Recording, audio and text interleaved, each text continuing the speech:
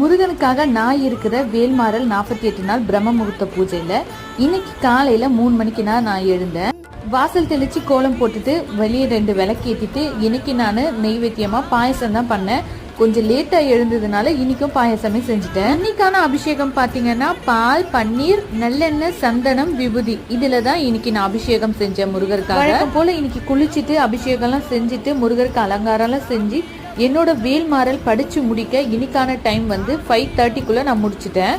இன்னைக்கான டே பார்த்தீங்கன்னா எனக்கு ரொம்பவும் சூப்பராக ரொம்ப சந்தோஷமான ஒரு நாளுன்னே சொல்லலாம். என்னோட 3வது நாள் வேல்மாறல் 48 நாள் விரதத்துல முருகர் எனக்கு காட்சி அளித்தது எனக்கு ரொம்பவும் சந்தோஷமா இருந்தது. எங்க வீட்டு காமாட்சி அம்மன் விளக்குல பார்த்தீங்கன்னா முருகர் மயில் ரூபத்துல காட்சி அளித்தாரு. அது மட்டும் இல்லாம முருகர்கிட்ட நான் பேசும்போது முருகர் போட்டோல இருந்து பூ விழுந்தது இன்னும் எனக்கு ரொம்ப சந்தோஷமா இருந்தது.